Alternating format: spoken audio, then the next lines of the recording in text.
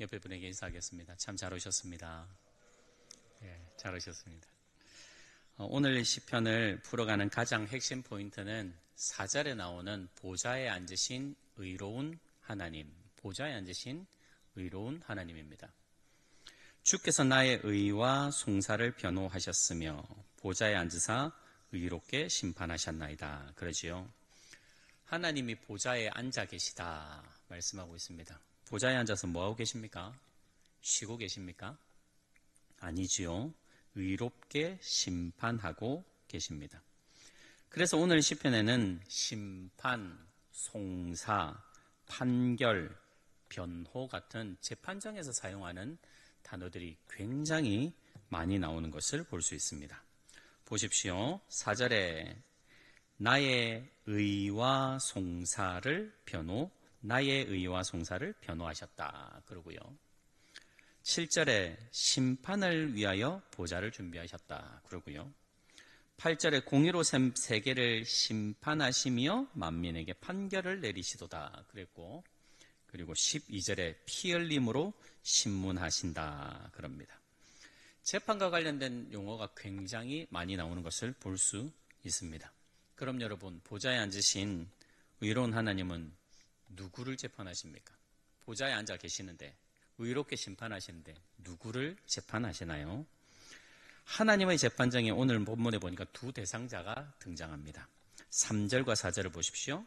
내 원수들이 등장하고요. 4절에는 주께서 나의 의와 송사를 변호하셨다. 그럽니다. 즉 하나님의 재판정의 한쪽에는요 다윗이 있고 한쪽에는 다윗의 원수들이 있는 것을 볼 수 있습니다. 무슨 일로 재판하십니까? 다윗과 다윗의 원수들이 있는데 무슨 일로 재판하시죠? 이게 중요합니다. 이것도 두 가지인데요. 첫째는 피 흘림입니다. 피 흘림. 12절 말씀을 한번 같이 읽겠습니다. 12절 말씀입니다. 피 흘림을 신문하시는 이가 그들을 기억하시며 가난한 자의 부르짖음을 잊지 아니하시도다. 피 흘림의 사건이 발생한 것 같습니다. 그래서 하나님은 이게 어떻게 된 일인지 당사자들을 불러서 신문하고 계십니다. 그 내용이 9편 전체에 나오는데요. 그 내용을 정리하면 다윗이 이 원수들에 의해 피 흘림, 이 둘러싸임을 당해서 피 흘림을 당하고 있습니다. 그래서 9절을 보시면 압제를 당하고 환난 가운데 있다. 그러죠. 압제는 상처 입힘을 말합니다. 우리 상처 입는 거 있죠. 그걸 말하고요. 환난은 비참한 탄식과 고통을 말합니다. 즉 원수들은 지금 복수입니다. 원수들이 때로 몰려와서 다윗을 궁지로 밀어 넣고요. 그냥 다윗이 조금 아픈 정도가 아니라 조금 귀찮은 정도가 아니라 상처를 깊이 입어서 피를 흘리고 있는 실정입니다. 그래서 그 고통이 매우 심하고 비참한 탄식이 나올 수밖에 없는 상황이다 라고 말하고요. 13절도 한번 보십시오. 13절을 보시면 이 상황이 어찌나 심각한지 여호와여 내게 은혜를 베푸소서 나를 사망의 문에서 일으키시는 주여 나의 고통을 보소서 그렇게 고발하고 있습니다. 원수들 때문에 다윗은 지금 사망의 문턱에 와 있다 그럽니다. 사망의 문턱에 와 있으니까 이 원수들이 조금만 더 밀면 이제 넘어가는 겁니다. 조금만 더 다윗이 당하면 사망의 문을 넘어서 이제 완전히 망하는 거죠. 지금 그 상황입니다. 그래서 어떤 신학자는 1절 위에 보시면 이 표제라고 하는데 거기에 뭇라벤이라는 단어가 있죠. 이 뭇라벤이라는 이 표현을 아들의 죽음에 관하여라고 해석했습니다. 아들의 죽음. 이 시편을 그래서 애가로 봅니다. 그러니까 그렇게 해석하는 일도 있다는 거죠. 중요한 건 정확한 상황은 모릅니다. 사실 정확한 상황은 모르겠는데 다윗은 지금 이 상황이 아주 극한 고통의 상황, 이 다윗에게 몰려왔고 그래서 다윗은 하늘의 재판정으로 지금 달려가 하나님의 도우심, 바른 공정한 재판을 기대하고 있다는 말입니다. 여러분, 재판의 첫 번째 이유는 피 흘림입니다. 피 흘림. 두 번째는 하나님을 잊어버린 자, 하나님을 잊어버린 자, 하나님을 잊어버리자. 그것 때문에 하나님이 심판하십니다. 17절 말씀 한번 같이 읽겠습니다. 17절입니다. 악인들이 스올로 돌아가며 하나님을 잊어버린 모든 이방 나라들이 그리하리로다. 그랬습니다. 하나님이 악인을 스올로 몰아내십니다. 스올, 이 지옥 또는 죽은 자의 세계라고 하죠. 그곳으로 몰아가십니다. 왜 하나님이 악인들을 그 지옥으로 던져 넣으십니까? 하나님을 잊어버렸기 때문이다. 하나님을 잊어버렸기 때문이다. 그렇게 17절은 말씀합니다. 어떤 자녀들은 나는 부모가 없어요 라고 말하는 사람들이 있지요. 뭐 그런다고 해서 부모가 없어지는 거 아닌데 그렇게 말하는 사람들이 있습니다. 똑같습니다. 하나님이 생명 주시고 하나님이 오늘을 살게 해 주시건만 이 땅에는 하나님을 잊어버리고 사는 사람들이 굉장히 많습니다. 끝까지 하나님을 그렇게 모른다 하는 사람을 가리켜 시편 50편 22절은 하나님을 잊어버린 너희여 이제 이를 생각하라. 그렇지 아니하면 내가 너희를 찢으리니. 하나님이 찢으시겠답니다. 건질 자가 없으리라 라고 말씀하셨습니다. 오늘 말씀하고 똑같죠. 스올로 몰아내시거나 찢으시거나 건질 자가 없는 상황으로 이르게 하겠다는 겁니다. 오늘 보좌에 앉으신 의로운 하나님의 재판정에 원수들이 서 있는데 그들의 범죄는 두 가지입니다. 첫째, 피 흘림, 죽음의 문턱으로 몰고 가는 피 흘림. 둘째는 하나님을 잊어버림. 이 일입니다. 그렇다면 반대편에 서 있는 다윗은 그럼 어떻습니까? 한번 같이 읽겠습니다. 1절과 2절 말씀. 다윗은 어떤지 한번 보겠습니다. 시작. 내가 전심으로 여호와께 감사하오며 주의 모든 기이한 일들을 전하리이다. 내가 주를 기뻐하고 즐거워하며 지존하신 주의 이름을 찬송하리이다. 그러죠. 10절도 보십시오. 여호와여 주의 이름을 아는 자는 주를 의지하오리니 이는 주를 찾는 자들을 버리지 아니하심이니이다. 그럽니다. 다윗은 다릅니다. 주의 이름을 알고요. 주의 이름을 찾고요. 주의 이름을 전하며 주의 이름을 찬송합니다. 완전히 다르죠. 완전히 다릅니다. 같은 땅에 사는데 같은 시대에 사는데 한쪽은 하나님을 잊어버리고요. 한쪽은 하나님의 이름을 알고 부르짖으며 찾습니다. 결국 이들이 보좌에 앉으신 의로운 하나님 앞에 서서 똑같이 재판을 받습니다. 그렇습니다, 여러분. 이겁니다. 하나님은 모든 인생을 공정하고 의롭게 재판하는 분이십니다. 우리 하나님은 소파에 누워서 잘 지내다가 와 그렇게 하시는 분이 아니라 심판의 보좌에 앉으셔서 공정하게 재판하시는 분입니다. 모든 인생을 재판하십니다. 원수도 재판받고요. 다윗도 재판받습니다. 원수들만 재판받는 거 아닙니다. 다윗도 그 재판대에 서야 된다는 말입니다. 그러니 우리도 조만간 그 보좌 앞에 설까요? 안 설까요? 여러분, 저와 여러분 그 보좌 앞에 반드시 설 겁니다. 어느 한 분도 피해갈 수 없습니다. 반드시 보좌에 앉으신 의로운 하나님 앞에 서서 재판 받으실 건데요. 그때 어떤 기준으로 우리가 재판을 받을까요? 오늘 말씀은 두 가지를 얘기해 주죠. 첫째, 사람의 피를 흘렸는가? 사람의 피를 흘렸는가? 둘째, 하나님을 잊지 않았는가? 하나님을 잊지 않고 하나님을 기억하고 그분을 찾고 그분을 찬송하며 그분을 높였는가? 이 기준이라는 말입니다. 여러분, 이게 하늘 재판정에서 매우 중요한 기준입니다. 하나님은 오늘도 우리의 삶을 보셨습니다. 유심히 보셨습니다. 어떤 기준으로 보셨을까요? 여러 가지가 있겠죠. 그런데 오늘 말씀은 타인의 피를 흘리지는 않았는지, 혹시 하나님을 모른다 하지는 않았는지, 이 두 가지 분명한 기준으로 보신다 말씀합니다. 사랑하는 성도 여러분, 오늘 어떻게 사셨습니까? 혹시 이웃의 피를 흘리게 하지는 않으셨습니까? 말로도 사람 피 흘리게 합니다. 말로, 행동으로 타인을 찔러 괴롭게 하지는 않으셨는지요? 아니면 피 흘리고 있는 자를 발견하고 그의 옆에 가서 좋은 이웃이 되어 주셨습니까? 그 피를 닦아주는 위로자가 되셨는지 여쭙는 겁니다.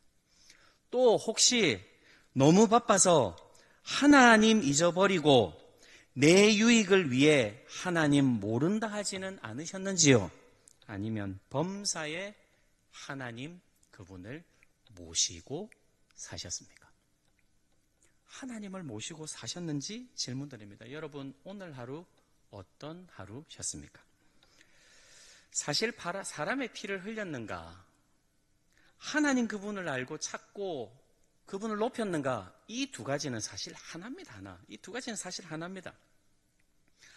하나님을 잊어버리면 우리도 사람의 피를 얼마든지 흘릴 수 있다는 말입니다.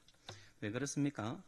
우리가 하나님 잊어버리면 우리도 우리의 유익을 위해 결정하기 때문입니다. 하나님이 잊어버리면 내 유익이 최고입니다. 내 기분, 내 감정, 내 생각, 내 입장이 최고죠. 그게 유일한 동력이 되어서요. 상대가 상처 입든 말든 나는 막 찌르죠. 쪼개죠. 함부로 대하는 게 우리입니다. 여러분, 우리는 매우 약한 사람입니다.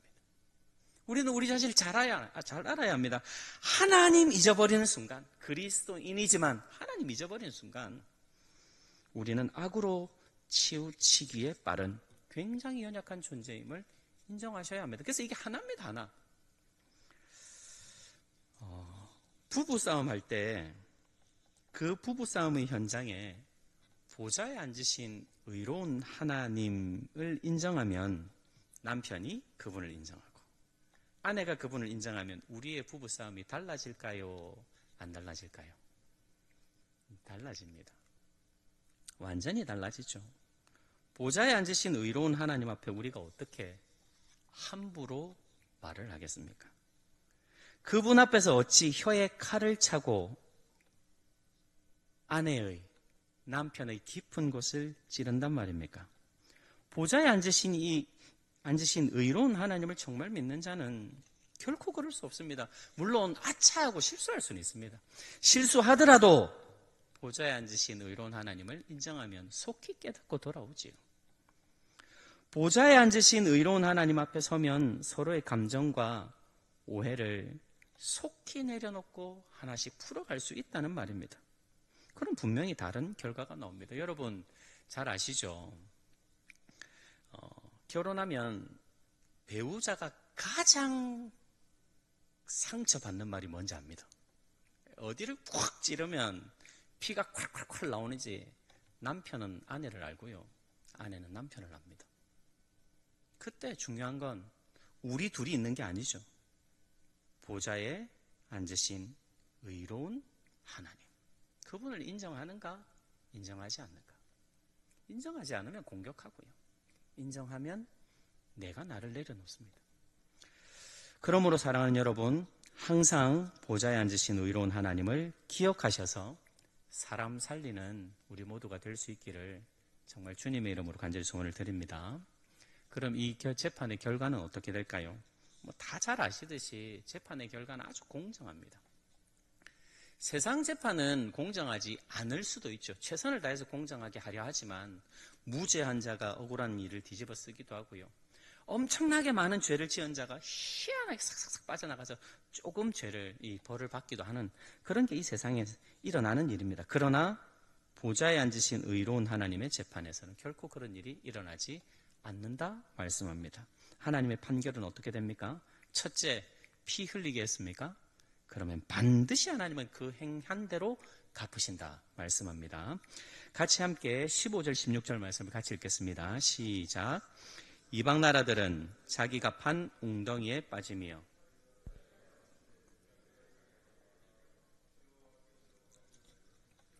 심판을 행하셨으며 악인은 자기가 손으로 행한 일에 스스로 얽혔도다.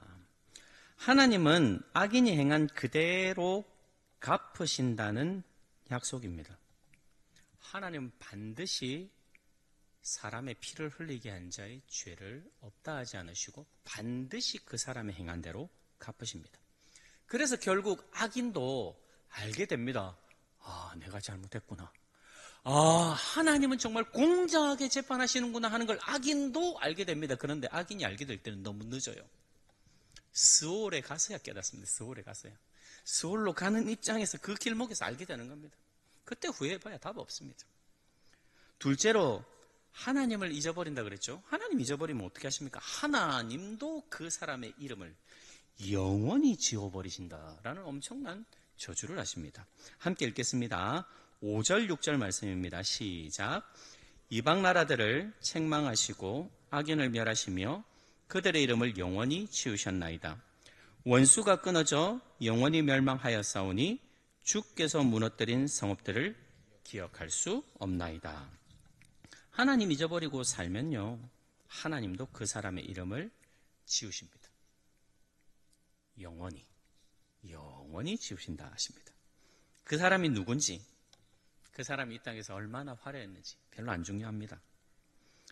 전혀 알 수 없도록 하나님은 깨끗하게 그 사람을 지우십니다. 반면 하나님을 알고 하나님을 오늘도 찾고 오늘도 하나님을 지극히 높인 사람에 대해서는 어떻게 판결하십니까? 12절 말씀입니다. 피 흘림을 신문하시는 이가 그들을 뭐 하십니까?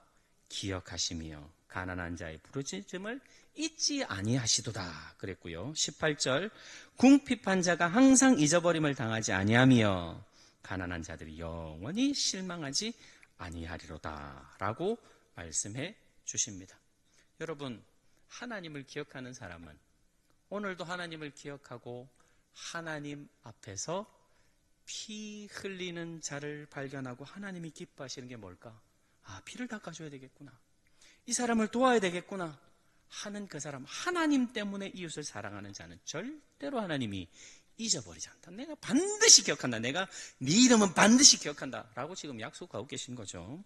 그러므로 사랑하는 성도 여러분, 우리는 오늘 말씀을 대하면서 두 가지를 기억해야 합니다. 반드시 두 가지를 기억하셨으면 좋겠습니다. 첫 번째로 보좌에 앉으신 의로운 하나님을 항상 기억합시다. 우리가 어디에 있든 무슨 말을 하든 누구를 만나든 혹 혼자 있을 때라도 항상 보좌에 앉으신 의로운 하나님이 나를 보고 계심을 꼭 기억하십시오. 그분을 잊어버리면, 그분을 깜빡하고 놓치면 우리도 우리의 유익을 위해 남의 피를 흘리는 말과 행동을 하게 될 수 있습니다. 혹 남의 피 안 흘려도요, 하나님 그분을 잊어버렸으니 그것만으로도 심각한 악입니다. 그러니 첫째, 믿음의 눈을 활짝 열고 항상 보좌에 앉으신 의로운 하나님과, 우리를 보고 계시잖아요. 그 하나님과 눈을 꼭 자주 마주치시기를 주님의 이름으로 간절히 소원을 드립니다. 내일도 모레도 하나님이 우리를 보고 계신 그 눈과 하나님을 우리가 바라보는 이 눈이 마주쳐서 계속 항상 그 눈의 마주침이 있어야 한다는 말입니다. 여러분, 시선이 정말 중요합니다. 시선, 볼시, 줄선. 눈이 가는 길이 참 중요합니다. 날이 추워져가지고 요즘 트렌치 코트를 하나 사고 싶어가지고 이렇게 막 서치를 했습니다. 그러니까 이제 이렇게 막 찾다가 길에 나오니까 뭐만 보일까요? 야, 신기하대요. 관심을 가지니까, 제가 그것에 관심을 가지고 거기에 눈을 딱 고정하니까 나오면 장로님 뭐 입었나, 집사님 뭐 입었나, 다 그거 보게 됩니다. 다 보게 됩니다. 오늘도 걷는데 신기하게도 사람 눈은 마음을 따라가는 것 같습니다. 시선이 참 중요합니다. 보좌에 앉으신 의로운 하나님을 향하여 믿음의 눈을 고정할 때, 여러분, 그분이 크게 보입니다. 그분이 확대돼서 이 망원경처럼 확대되어 계속 관심을 가지고 시선을 고정하면 그분이 크게 보입니다. 그분만 봐야 됩니까? 그분은 이 땅에 분명히 피 흘리는 사람들이 있다 그러셨습니다. 피 흘리는 사람을 찾아야 되겠구나 하고 관심을 가져보십시오. 그러면 보일까요, 안 보일까요? 나만 생각하고 내 유익만 생각하고 내 기분만 생각하면 안 보이거든요. 보좌에 앉으신 의로운 하나님을 기억하고 그분은 반드시 이 땅에 지금도 피 흘리는 이들이 있다는 것을 이렇게 보시잖아요. 다윗이 피 흘리니까 보시잖아요. 재판 가운데 부르시잖아요. 그 마음을 가지고 이렇게 보시면 피 흘리는 사람도 우리 눈에 보입니다. 사랑하는 성도 여러분, 다윗이 주목하고 있는 그분이 주목하고 있는 피 흘리는 다윗을 보는 것처럼 우리의 시선도, 우리의 믿음의 눈도 항상 보좌에 앉으신 의로운 하나님을 보고 내 옆에 두신, 내 옆에서 피 흘리고 있는 혹 마음이 상한 자가 없는지 살피시는 우리 모두가 될 수 있기를 주님의 이름으로 간절히 소원을 드립니다.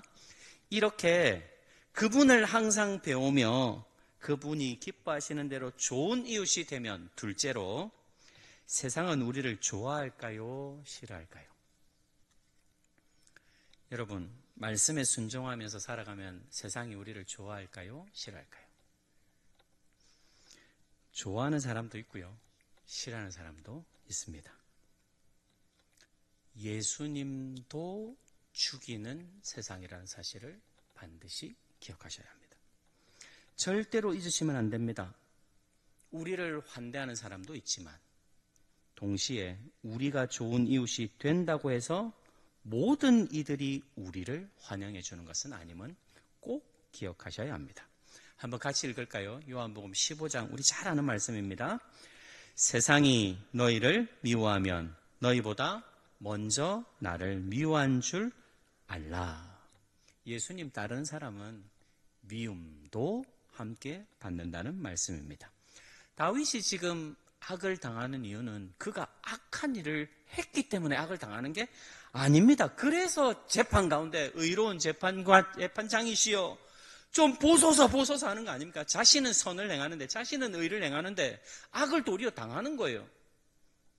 예수님도 죽이는 세상이니 당연히 그분 따르는 자가 당하는 고통이 있다는 거죠. 그러므로 여러분, 혹시 순종하시다가 피 흘림을 당하시거든, 혹시 좋은 이웃으로 섬기시다가 억울한 일을 당하시거나 괘씸한 일을 당하시거든, 그때 절대로 절망하지 마십시오. 절대로 포기하지 마십시오. 왜 그렇습니까? 보좌에 앉으신 의로운 하나님, 보좌에 앉으신 의로운 재판장께서 반드시 교통정리해 주실 것이기 때문입니다. 이 땅에서 해 주실 수도 있고요, 우리가 떠나고 난 다음에 우리가 저 땅에 간 후에라도 해 주십니다. 분명한 건 우리 하나님은 약속하신 것을 반드시 이루시는 분이라는 겁니다. 악인에 대해 행한 대로 갚겠다, 내가 이름을 영원히 지워버리겠다 하셨습니까? 정확하게 그렇게 될 겁니다. 하나님과 동행하며 이 세상에서 순종의 좁은 길을 가는 자를 기억하겠다, 절대로 잊지 않겠다, 결코 실망하지 않게 해주겠다 약속하셨으니 그 약속대로 될 것을 꼭 믿으시고 이 땅에서 선을 끝까지 행하며 살아가시는 우리 모두가 될 수 있기를 주님의 이름으로 간절히 소원을 드립니다. 혹시 상대가 나를 찔러 피 흘리게 합니까? 혹시 누군가한테 쿡 쥐어 박혀서 억울한 일이 있나요? 탄식이 나오나요? 그래서 나도 그를 피 흘리게 하고 싶으십니까? 절대로 그러시면 안 됩니다. 보좌에 앉으신 의로운 하나님께 맡기시고 우리는 인내해야 합니다. 한번 로마서 12장 21절 한번 따라서 할까요? 악에게 지지 말고 선으로 악을 이기라. 아멘이십니까? 예, 악에게 지지 마시고 선으로 악을 이기십시오. 왜 그렇습니까? 보좌에 앉으신 의로운 하나님의 재판은 아주 공정하게 반드시 진행될 것이기 때문입니다. 사랑하는 성도 여러분, 보좌에 앉으신 의로운 하나님 바라보시고 악이 가득한 이 세상에서 악이 우리를 넘보고 너도 악을 지어, 다른 사람도 다 그러잖아. 해. 라고 유혹할 때에 끝까지 거절하시고 선을 행하시며 선을 지어가시는 우리 모든 남천교회 성도님들 다 되시기를 주님의 이름으로 간절히 소원드립니다.